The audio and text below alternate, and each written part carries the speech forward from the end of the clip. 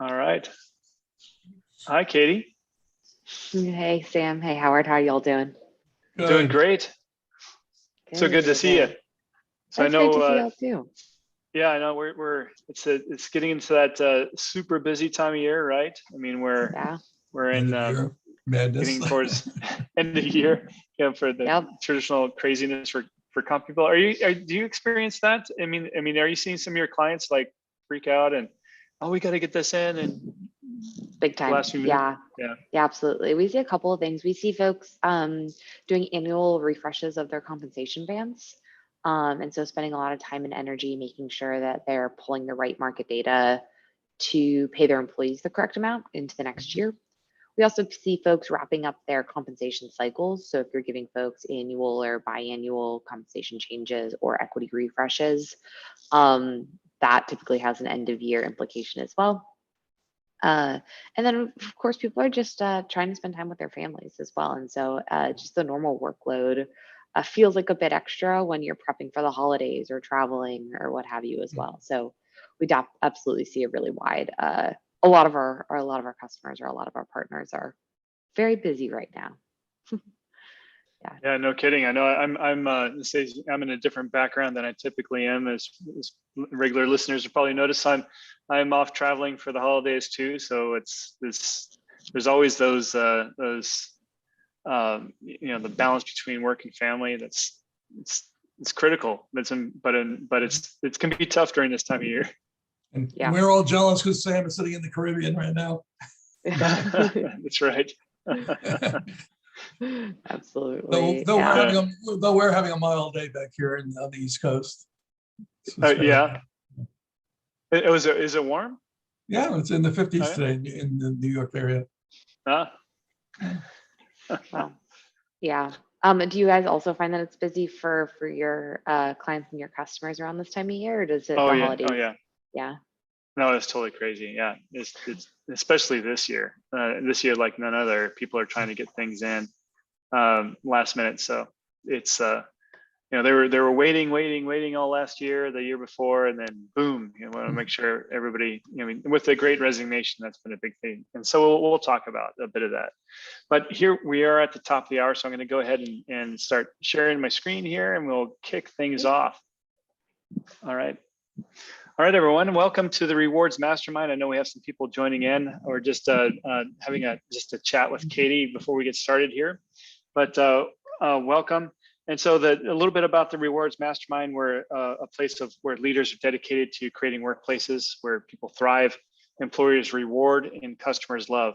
And so it's that important part of a compensation professionals piece is to look at the holistic picture, not just at the data or pay itself, but the overall picture of total rewards, the employee value proposition, and so forth. So that's what we are talking about here. Now I'm joined by, of course, my colleague Howard Niswitz. He's a systems strategist. I've worked with Howard for years. When we met each other at Barclays. We were working at there earlier in our career, and so lucky to be partnered up with him now. He brings a lot of expertise as far as reward systems, and it brings us Katie today. Part of this discussion, some of the new technology that's out there is Pave, a brand new platform. It's young and developing, and so a lot of things to talk about here as far as seeing its capabilities and as we review that today. But Katie, can you right now? Can you tell us a little bit about yourself and how you got in as part of Pave?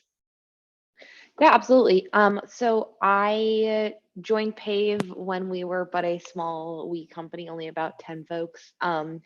And really just trying to do everything. So my background is in operations and customer experience and delivery, and so help support building that business. Most recently, have been leading our implementations team. So Pave's product makes planning and communicating compensation easier, and as a part of that, have actually had the delight to work with small 10-person companies all the way up to big 10,000-person companies, especially on best practices around communicating compensation, using the Pave platform and thinking about compensation more holistically, equity, benefits, cash, one-time bonuses, all that fun stuff. I've also had the pleasure of supporting customers through, I think right now my count is 75 compensation cycles, so performance-based compensation cycle. So definitely have seen a lot of different iterations on that, and have happy to discuss sort of how to reward for performance or reward for cost of living, or how to sort of adjust compensation considering kind of this crazy, as you said, great resignation that we're in, to keep your employees feeling valued and engaged. So how did Pave come along? I mean, was there did the founders see Yeah. kind of like a gap in the market as far as what other tools were providing? Yeah, absolutely. It's a great question, Sam. So the founder, an individual named Matt Schulman, a phenomenal individual and good friend of mine, actually was out there and had started another company, not directly in the compensation space, but more in the sort of FP&A space. And at the time was doing sort of early user interviews with folks who he thought could get value from it, and was in a wasn't actually in a series of conversations, and everybody was sort of like, well, your tool or your idea sounds cool, but we actually have this other problem, which is like explaining to our employees that their equity is not worth $10,000. Yes, sure, that's what the 409A says it's worth, but we haven't had a 409A in 10 months. And in that 10 months, we've doubled our revenue or seen this explosive growth. And we're losing employees to big tech companies or big banks who can pay more cash. And that's just doing them a disservice because they don't have complete information. So it was actually through this other, these customer interviews and sort of this other idea that Pave was founded. And it was just one idea first around communicating compensation. It's really become a bigger picture than that. It's how do we create transparency and fairness and equitability to employers and employees when it comes to compensation, really create symmetric information across the board. So that way people feel good. It's a win-win situation. Yeah, Can't we wait. find. Yeah, I was going to say we find when working with a lot of small and startup companies, that's one of the biggest issues.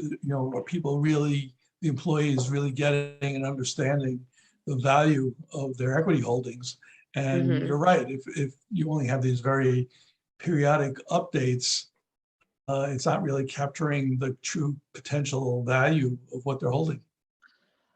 Yeah, it's actually a huge issue. I've worked in Silicon Valley for verging on 10 years, and have only ever worked for pre-IPO companies. And the number of sort of like spreadsheets that exist out there amongst my peers to help you try to value your equity, I've personally seen dozens of them in my own sort of like job hunting processes.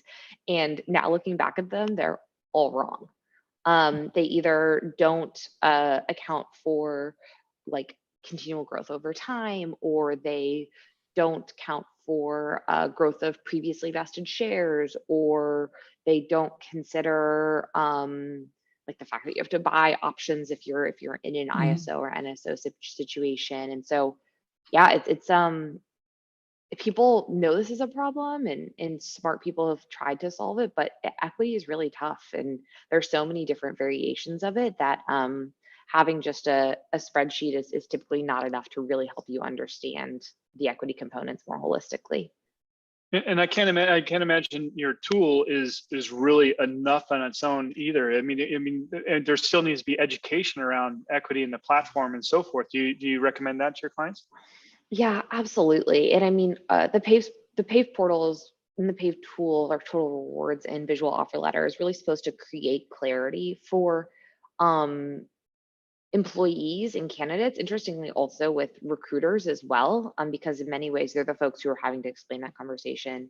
But it's not a perfect picture. I mean, I think taxes is a great example of one of the things that is so hyper localized that really it's the employer that needs to have some conversation around that. And not only is it jurisdiction specific, but it's also individual specific. Your individual tax circumstances will dictate what sorts of taxes you have to pay on your equity. Will you hit the AMT limit? Will you not? And so there's a lot of education that has to go into painting a complete total rewards picture.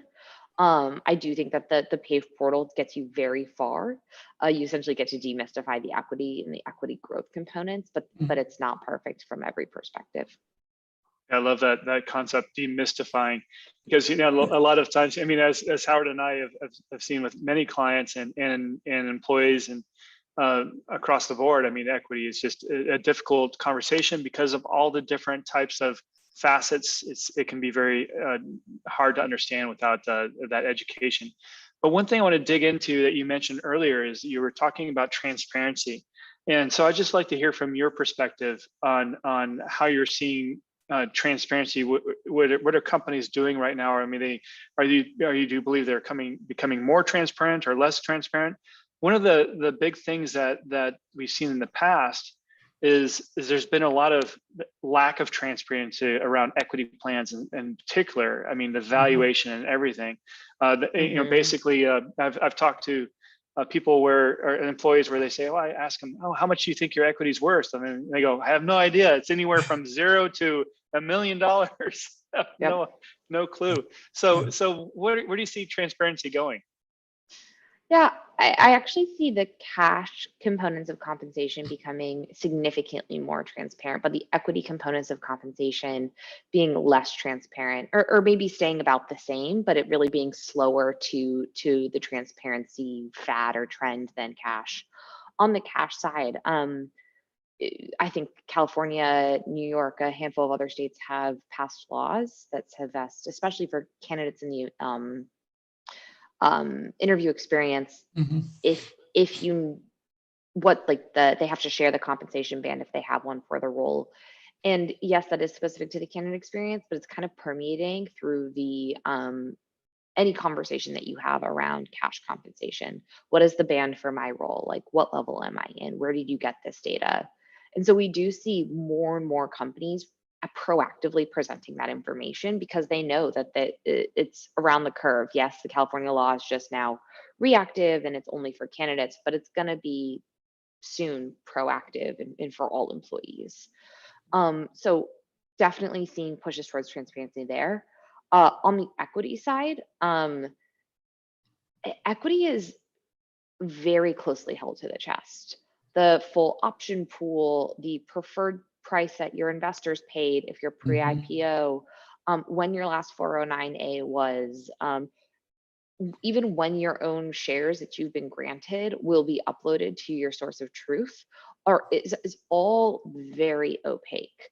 And so for a lot of companies leveraging something like Pave, where we can't actually effectively share the value of your compensation if you can't share with us like what your preferred customer or what your preferred share price is.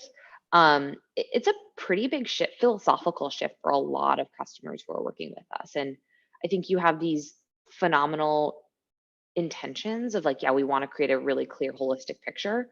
But when it comes down to brass tacks being like, okay, that means that we have to expose our most recent preferred price and our most recent valuation and what the 409A, the most recent 409A is, like, that can be hard for some folks who are really well intentioned and want to share this information to sell internally, whether it be to their general counsel or their CFO or even their CEO.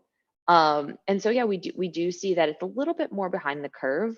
That being said, I do think that the Great Resignation is giving people leaders a lot more evidence to point to the fact that they need to be having a conversation around the actual value of equity, and that being opaque around this information is doing more harm than it is good, because realistically it's not doing good. It's just sort of the way things have been.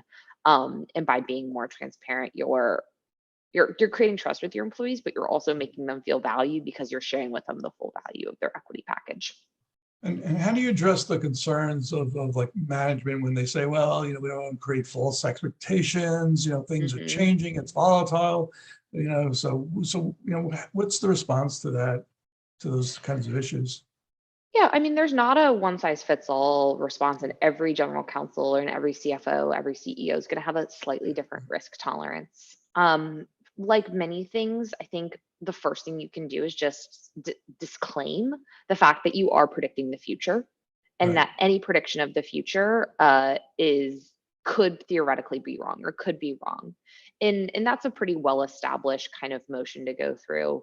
And so things like, this is a tool to help you predict. This is potentially, like, kind of using all of that language to soften it up a bit. Mhm. Then I think the second component there, though, is like, you disclaim as much as your general counsel feels appropriate, but then beyond that, you talk about the upside. So, like, yes, there is a risk profile with sharing the value of equity, but there's also a risk profile with not sharing the value of equity, and that's that you attract really high value employees. That's that you can't sign that candidate that you spent months trying to court because they don't understand the full package. Right. That means that you have to significantly increase cash compensation because your candidates don't understand the value of the equity components. And so um it's risk against risk, and it's where does less risk exist. And I do find with that sort of like disclaiming language, the tides have been shifting, and the market is hot enough right now that uh, losing candidates or having folks leave the team who are vital to your success Right. and growth is actually a higher risk than like some looming potential legal, frankly, concern that I've never seen materialize coming to bear. So if you have a real risk adverse, legal team or CFO that they don't want to show the valuation, I mean, is there a way that Pave can show or I mean, in the absence of that information, what can Pave do to actually show the candidate their holdings are valued? Yeah, I mean, you can, like, there is this holistic picture, and that's what we think is the best thing is, like, let's provide transparency and clarity and give people the information that they need to make the best decision for them, to feel really valued, to feel very informed. You can pick away pieces of that pie. You can you can just always show valuation but not share price and something like that, or you can flip those around and just show share price and not valuation. A discerning or informed user typically can kind of do the math to calculate one from the other, but they have to jump through some serious hoops and know what they're looking for, or work with like an accountant. So you can pick away those pieces. And so typically the things that we see most often is only using valuation or not share price, or not exposing the current fair market value or the current 409A price, the current strike price, and thinking about it as like a gross value of your equity. Or you can, and this is something that we don't really like doing, but you can kind of set your current fair market value and your preferred price to be the same dollar value. I don't love any of those solutions, but yeah, like, you absolutely can take that holistic picture and slice and dice it to fit the needs of your risk adverse team members. But you do kind of do a disservice to your own story, and you do a disservice to your own like, want to be transparent in that. And so it's definitely something that we don't encourage. Does Pave allow the users also do sort of modeling and what if scenarios? Yeah, absolutely. I think that's actually the portion that we typically see the most pushback on, is those what if scenarios. Again, predicting the future, you're Right. always going to have some amount of incorrectness in it. Mhm. But typically what we see folks, what they want to do is they want to tell a story around company growth and modeling around company growth. So what happens if my company triples in valuation Mhm. before a liquidity event in an IPO or a exit, or before my RSUs vest, or what have you. And yeah, that's absolutely something that the Pave portal enables you to do. And it's really useful from that perspective. Like, Pave, for instance, is a Series B company. And I work at this company in part because I think like we will have a liquidity event that will make it be worth more than it is today. And so I use my version of this to kind of help me model out what those different events could be, and actually find it very motivating, to take on that extra project sometimes, because as a shareholder, if I can make us just incrementally more valuable, that has a really positive personal impact on me as well. Yeah. Well, I know we've talked a lot about the equity piece of compensation and so forth, because I think that's where there's some big issues that you've been helping solve. But let's just back up overall when we talk about compensation communication as a whole. It's I guess it's rarely done right in many companies. I mean, they managers sometimes aren't trained well enough to be able to have those effective compensation or handle some of that feedback that they might get from their employees. They just say, "Well, I don't know, HR told me to do this," or whatever. They don't really take ownership. But so that can happen. But what are you seeing right now? What are employees demanding as far as compensation compared to the old-fashioned, here's your compensation statement? Yeah, I think there's two kind of components there that you teased out. It's like the storytelling. It's like, how do you enable your managers, especially your managers who aren't super experienced, to have fluent conversations around tying compensation to that notion of being valued? And then there's a second component there around like, what are employees asking for in this really hot market? On the first, I really encourage, and I know that Comp Team does this as well, to make your compensation decisions, whether it be what your bands are, or how much to offer new hires, or how to tie performance to compensation, is based on a philosophy. And your philosophy can't do everything. Your philosophy, we typically recommend, or we typically see the most effective companies choosing 3 to 5 things that they really want compensation to achieve. Something like paying for performance, something like being fiscally responsible, something like making sure that their team members can live a comfortable lifestyle, kind of those sorts of things. And there's probably a list of really 20 reasonable ones, and you have to choose 3 to 5. And even those 3 to 5 are occasionally going to be in conflict with each other. And then basing and really owning those decisions, that compensation philosophy, and basing the compensation decisions off of it. So if what you need to have is a fiscally responsible compensation philosophy, that's gonna lead you down some different decisions than something like having a compensation philosophy that is pays for performance. Like, those two things at times are going to be in conflict with each other.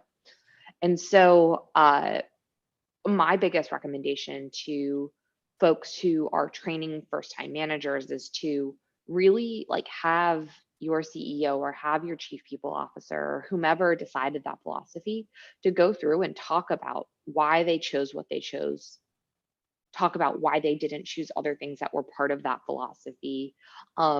And so that way managers can tell a story being like, this is your compensation and this is why. We think it's critical that we keep up with inflation is a great example. Or we think it's critical that we pay all of our employees a fair value if they're doing the same job, something like having really narrow bands. So that's probably the best thing I can do, as far as, because managers want to have these conversations. They want to be really informed, and they want it to be more than just the like rote, this is your new compensation. But you do have to have those deep philosophical conversations to enable them to do that. So that's the first component. Your second component is, what are employees demanding? They're asking those questions. Like compensation is a hot topic right now. I think you go onto LinkedIn, or maybe it's just my LinkedIn because I work in compensation, but it feels like so much of LinkedIn, and it's even permeating things like TikTok or Instagram, is like informing employees how to have productive conversations with their employer around the value that they're creating for the organization, and negotiating better and that sort of thing. And I think that is a great, like, employees should be doing that. Like, they should be asking the tough questions, and employers should have a strong compensation philosophy that they believe supports their position and pay according to it. And I think that if you have employees asking questions and you have employers having answers, and it actually could create this situation where it doesn't feel like a you win, I lost that negotiation. It can create this win-win situation where it's you feel valued, you understand why our offer is what it is or why your raise is what it is. And then the employee is like, this makes sense to me. Like I get this. This is in line and I agree with this philosophy because it's been explained to me and I trust these leaders. And so yeah, really shifting, asking the employees are asking the tough questions and are demanding logical, reasonable responses that fall in line with a cohesive story with their employment. Yeah, I think that's been the big problem in the past is that employees and managers alike have always felt uncomfortable in talking about pay. And it's like they wait until that one meeting at the end of the year when you're talking about increases to talk about pay, but it's never discussed throughout the year very often in companies. And so I think that having a tool like Pave where people can access their information or see where their pay is, may foster or may encourage some of those discussions earlier. But is there anything that Pave can do as far as, instead of just displaying the information, is there, you talked about modeling and of course that can bring up some questions, but is there anything else that you see your clients or your customers doing to foster more healthy communication around pay? Yeah, I think that a big part of it is obviously creating that transparency, but not only to that employee, we often see creating more transparency to the manager as far as the trajectory and the pay changes of the folks on their team.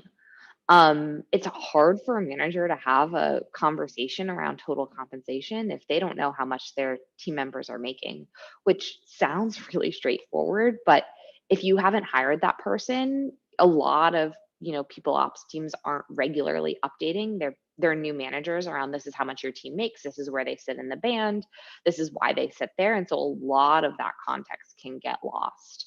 And so that's another great thing that Pave can do. But I think you can do it in a lot of different ways is creating manager visibility into total compensation in a way that can be really easy to skip that step as you're transitioning from manager to manager over time. So yeah, absolutely. I think another component there is not just modeling, but also and not just giving managers the talking points, but actually giving them the baseline information. I will say we do actually get a fair amount of pushback at Pave when sharing that perspective, specifically around equity.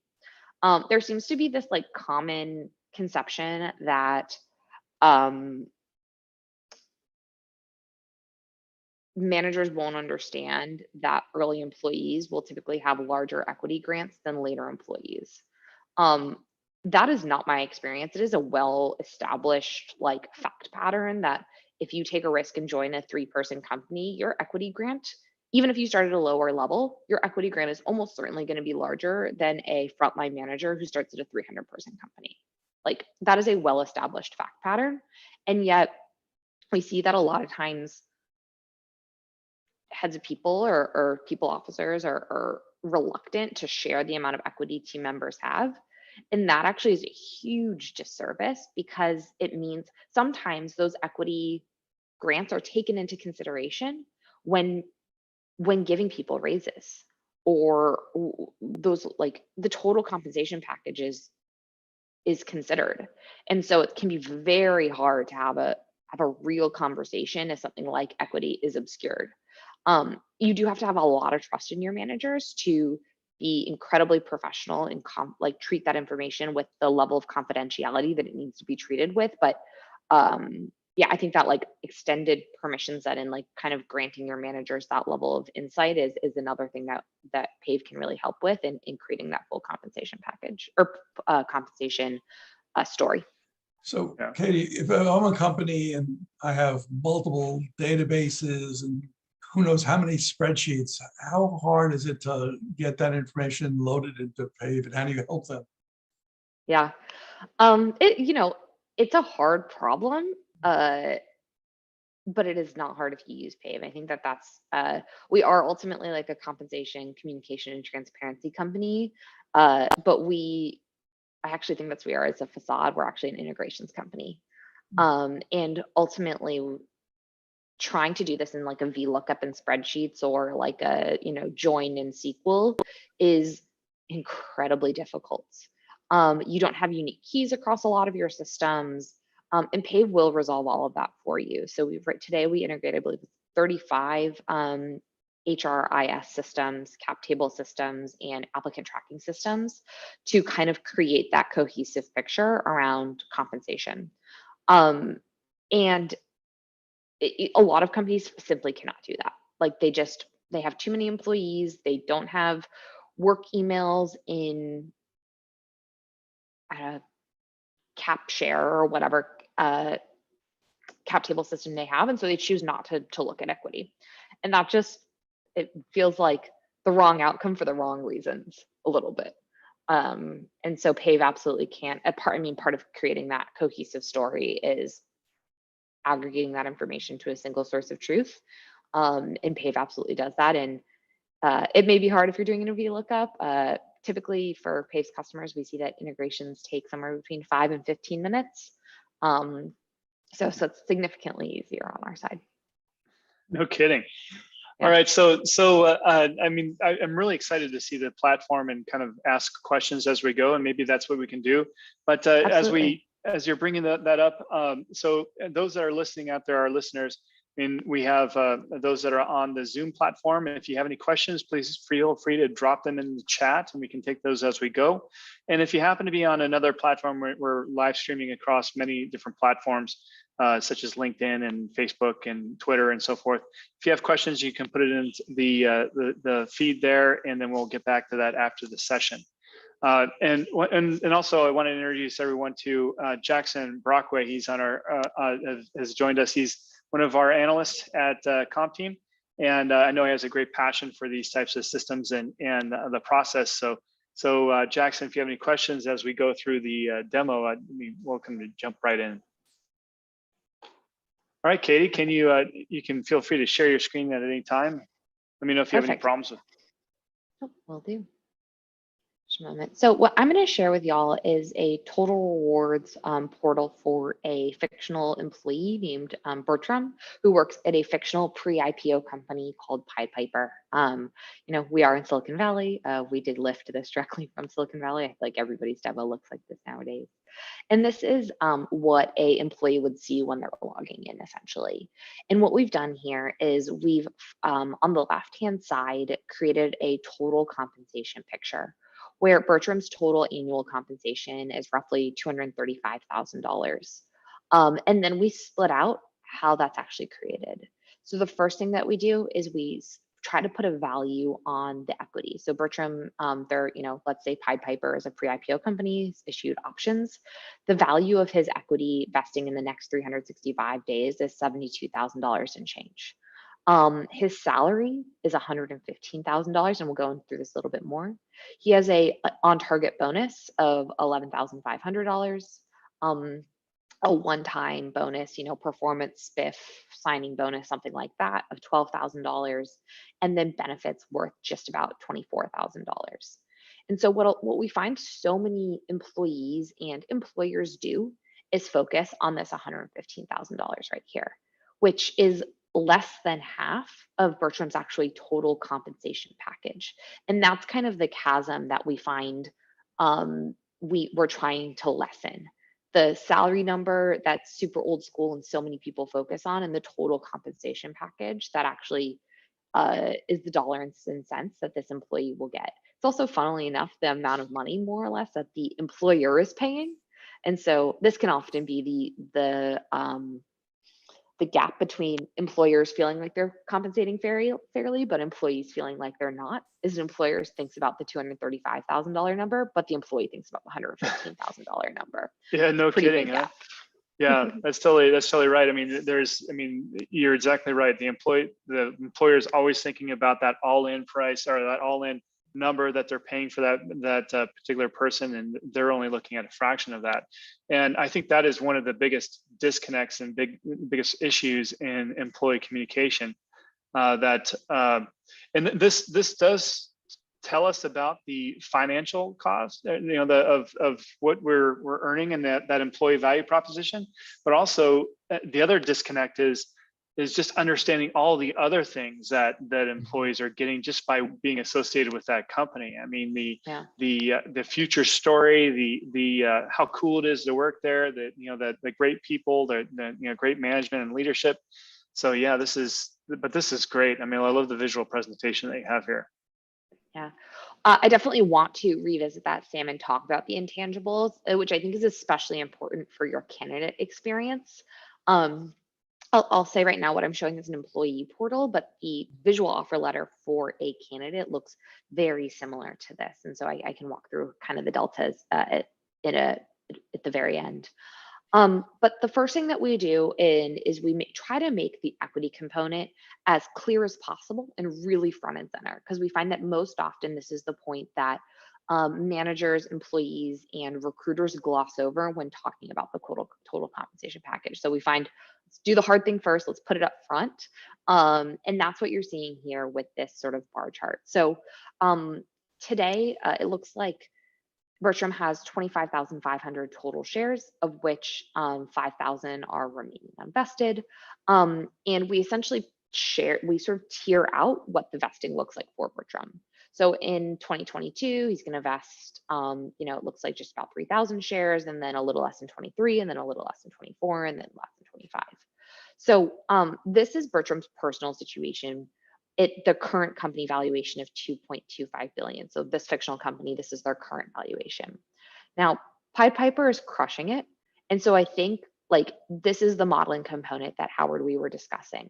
Right. How does your compensation situation change if the company in a 4-year period has a liquidity event that brings it up to, $6.75 billion, which this person's sort of equity goes from being about $134,000 to being, just shy of $500,000, which is a really big delta. And this is, again, that modeling story.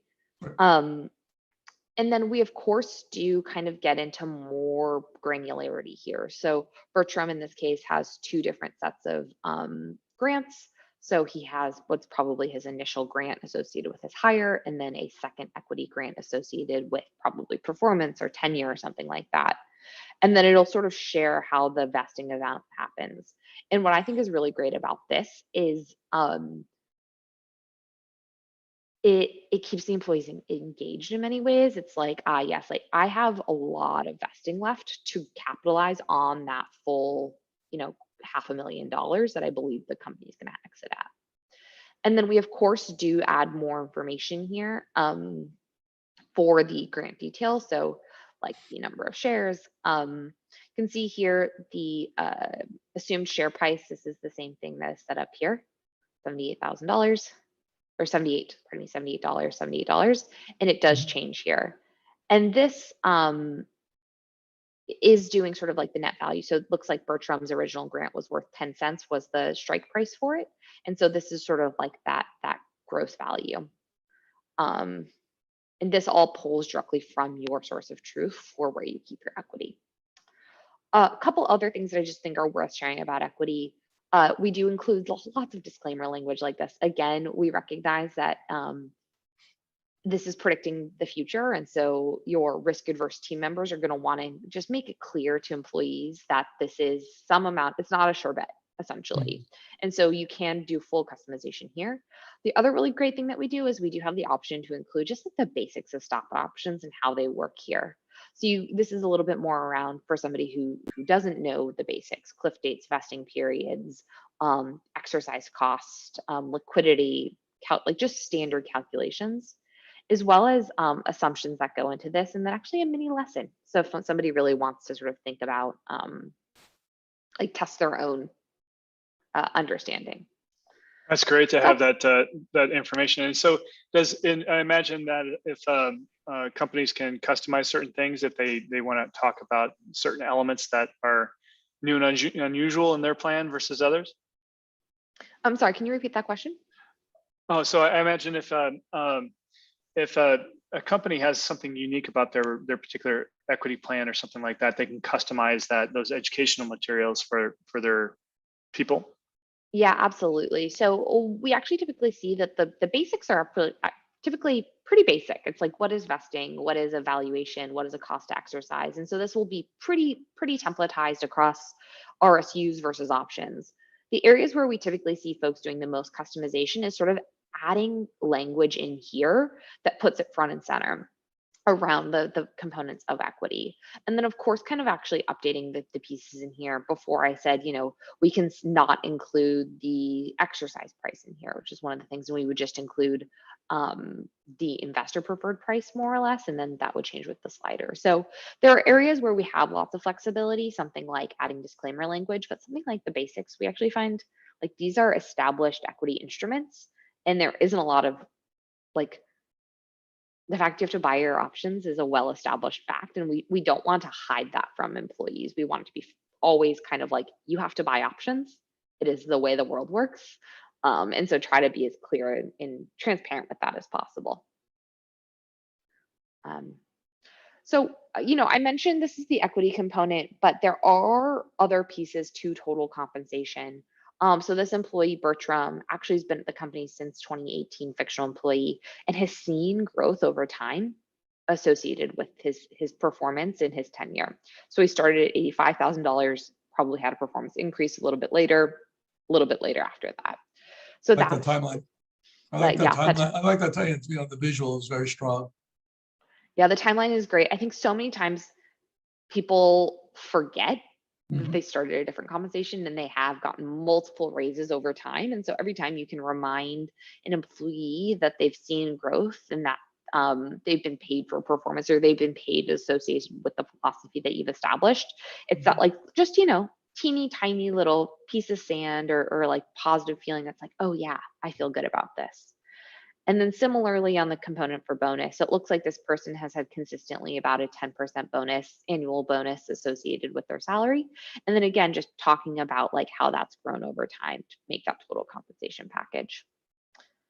And then any sort of like bonuses that have happened over time. So it looks like Bertram got a sign-on bonus and then a referral bonus, and then these spot bonuses, whether they be spiffs or performance-based bonuses, or the company had a really great quarter and wanted to make their employees feel valued. So those different components in there.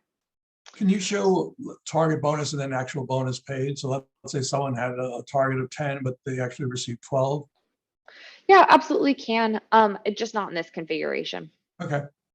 Yeah. It's in many ways we're integration based, and so the data that we share here is directly related to the information that you have available in your sort of like payroll system or HRIS. So it really depends on what's available. Okay. Yeah. And then we haven't really spoken a lot about benefits, but this is to your point earlier, Sam, around the intangibles. There's kind of two categories of intangibles. There's the benefits, which you can assign a dollar value to.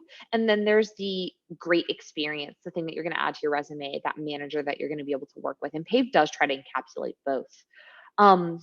Benefits cost employers a lot of money, like flat out. It's just a fact of being an employer.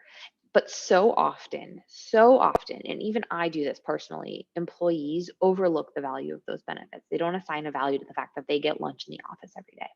They don't assign a value to their vision insurance, things like that. And so we do kind of try to make that more clear. What is the value of food? What is the value of your phone stipend? What is the value of your disability, life, and AD&A insurance?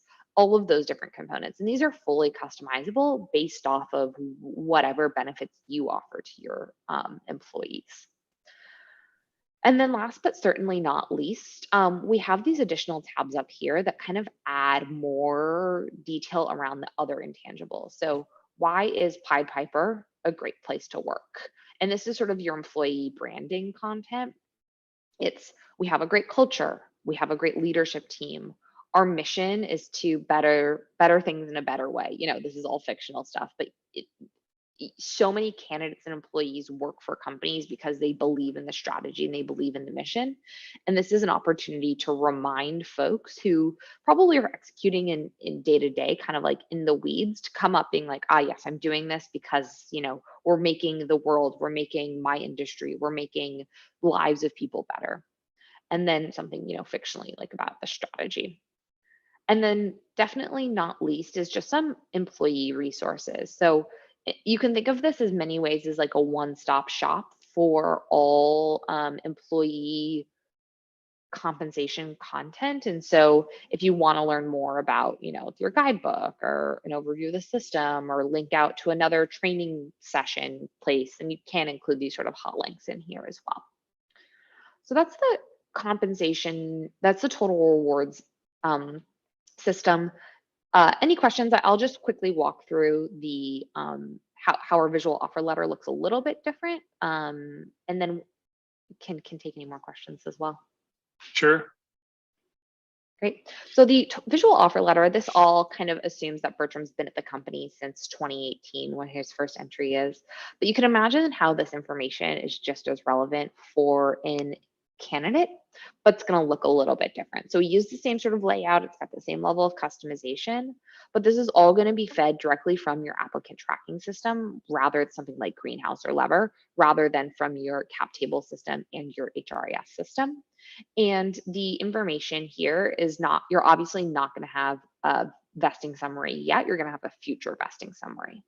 And then no timeline, because there's only one entry here. And so it's typically just that 115 or just that 85 or whatever the individual thing is.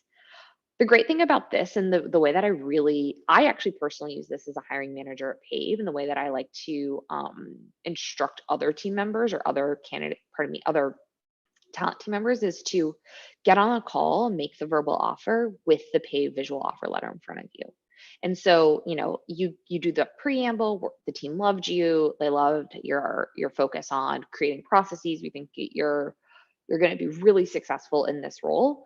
And that's why we're going to offer you this package. And then we share the package with the team member on the phone. And then you can send it to them directly afterwards as a fast follow-up. And let them kind of like choose that slider and do those outcomes, and take it to their partner and take it to their mentor and say, do you think this is a good offer? And we find that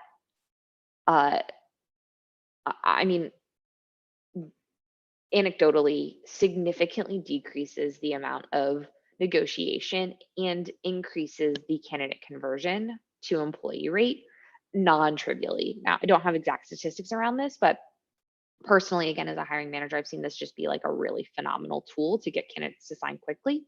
And I've also heard it from the Pave employees as well, or pardon me, Pave customers as well. Yeah, I bet that's very powerful in the way that this is laid out and easy to communicate. So how are you seeing employees access this tool? I mean, is it through their, where do they just have a link, or how do they typically access? Yeah, I think the way you access it is dependent on the way that the company treats compensation more holistically. So obviously we support single sign-on, Google, Azure, Okta, a handful of other ones as well. And so if you use one of those systems, that's great. There can also just be direct links, sort of if you use a Workday, or if you have a onboarding package that's like, here are all the links that matter to you, great from there. Really, any way that you want to access it, you can. We do sort of take as I said, the confidentiality and security of this information incredibly seriously. And so we do have security protocols to make sure that you are in fact Bertram, primarily verifying your email, but that's pretty commonplace nowadays. And that's actually something that we find that adds a lot of value, because it makes sure that Sam can't see Howard's compensation and vice versa, unless there's a managerial role there that makes it so that way they should. Yeah, it totally makes sense. Yeah. Well, cool. Well, great. And I know that Pave also has other features as well. I mean, we've been talking a lot about compensation, and this is what it does from a communication standpoint. But what are the other types of capabilities that Pave can do? Yeah, absolutely. So, I mean, Pave's goal is, as I said, to make planning and communicating compensation easier. And really what we just talked about was the communication component, because that's sort of the topic for today. But we haven't really touched on the planning pieces of compensation. And from my perspective, or from Pave's perspective, there are two key critical components of planning compensation. The first is, as we said, sort of at the top of the hour, the annual review you do as a people ops professional to set your bands, and how much does a customer success team member with 5 years of experience living in New York City make? How much does a software engineer living in Austin, Texas make? That's the sort of the first component of it. And then the second component is giving that information to managers as part of your annual or biannual review cycle and letting them make informed decisions around compensation changes using that information. And so we do support those two pieces as well. And so I'm happy to share that with you. The first component would be, again, that benchmarking. How much does a software engineer make? How much does a business operations team member make? So what we're looking at here is the Pave portal and the Pave benchmarking. So before we were just over in total rewards, and now we're going to be over in benchmarking. And so kind of what we find here is that's like, great, I know I need to hire a software engineer. We have different ways to kind of think about leveling, which is a huge component of data benchmarking. So let's say you have sort of like you want to be mid-level. We can also choose over here, kind of like these more granular levels with significantly more information around them. So let's say we want a P2 software engineer. We describe kind of like what a P2 does, intermediate coding skills, can scope small features, that sort of thing. Choosing a sort of like market or metro that makes the most sense for where you're hiring. So I'm in San Francisco, so I'm going to choose tier 1, which also includes New York, Seattle, other like notoriously expensive places to live.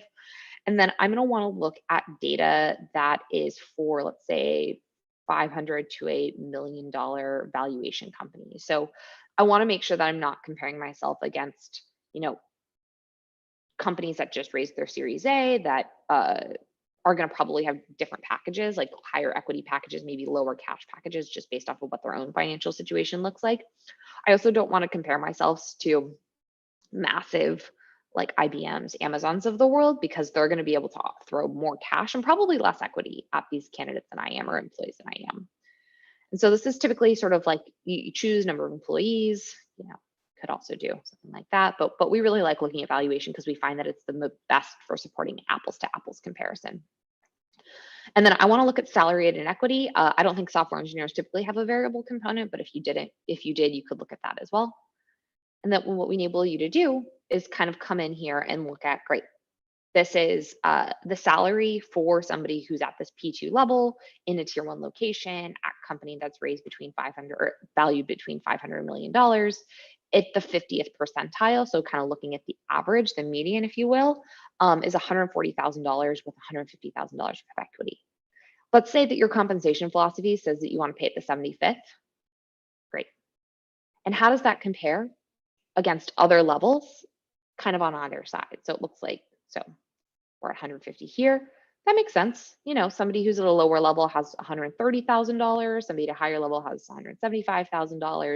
And you can kind of use this information to create a band for both cash and equity components.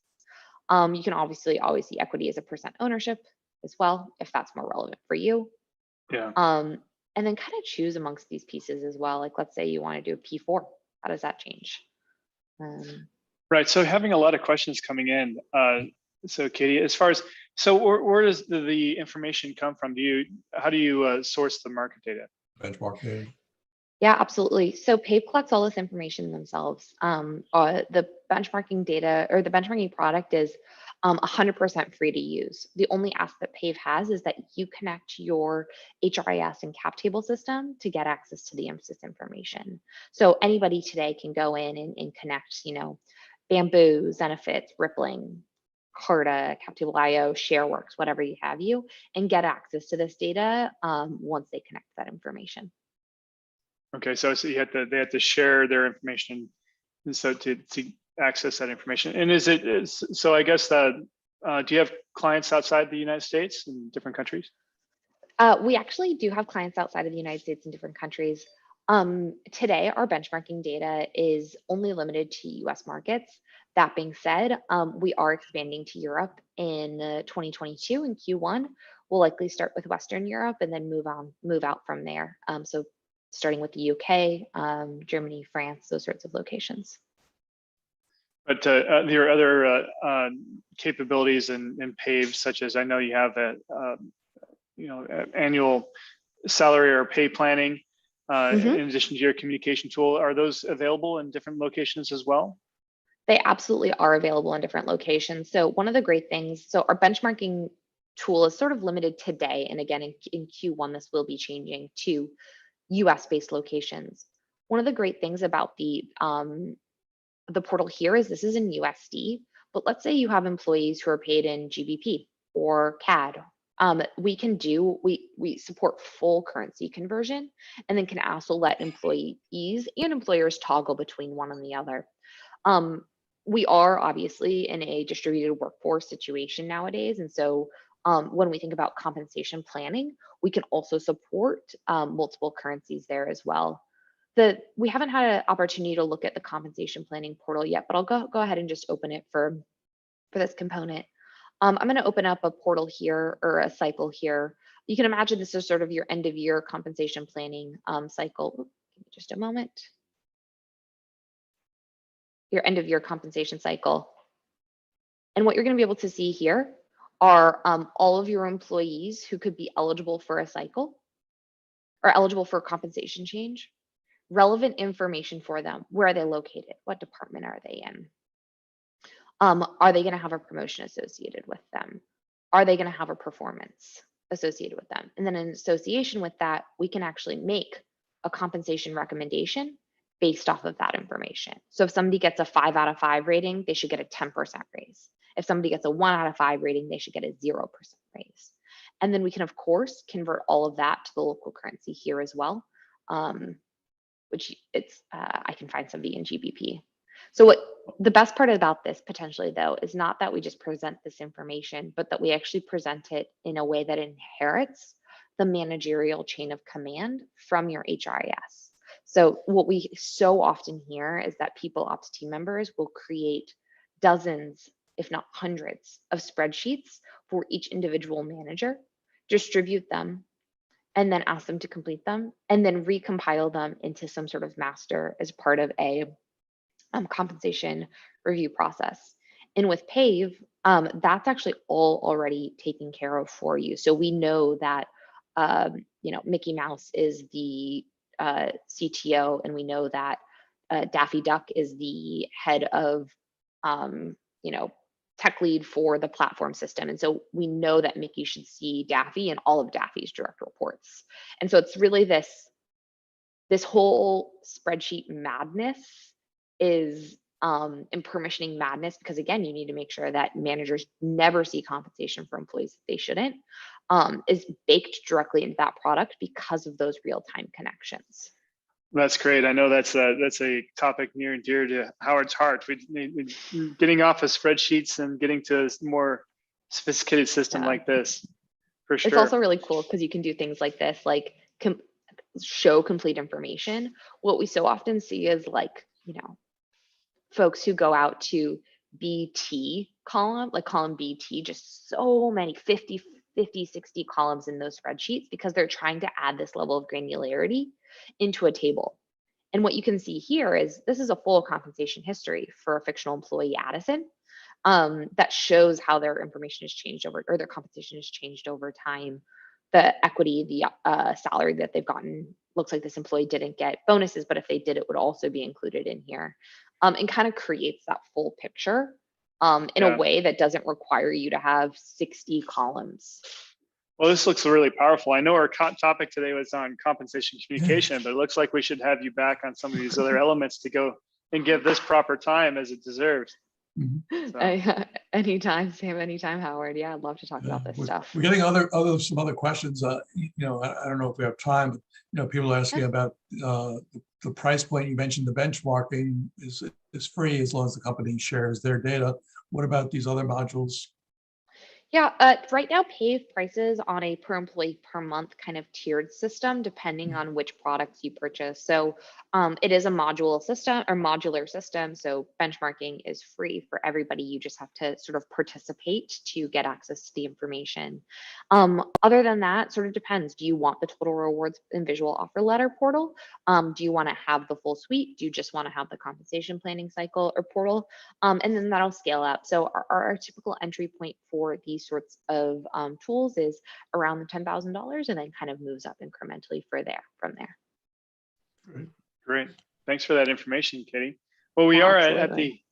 at the top of the hour. So just in the last few moments, can you tell our listeners how they can find out more about Pave and maybe going through a demo of their own? Yeah, absolutely. Well, first, I want to thank Sam and Howard and Jackson so much for having me here today and talking about compensation, communicating compensation, planning compensation. Really tough work, and these sorts of systems make it, or these sorts of forums make it easier and create a community around it. So thank you first for having me, and then for creating this in the first place. Second, the best way to get a hold of Pave is to join our website, going to pave.com to just learn more. You can always email me personally. I'm Katie@pave.com, and reach out to me and I can make sure that I'm connecting you with the right people. But super easy to get a hold of us. We want to talk with you if you want to talk with us anytime. Great. Thank you so much, Katie. It was very enlightening, and we definitely will have you back again and go through these other parts of your tool. Perfect. Wonderful. Thank you all. All right. Take care. Talk to you soon. Take care, everyone. Have a great Tuesday. Bye. Bye. Bye.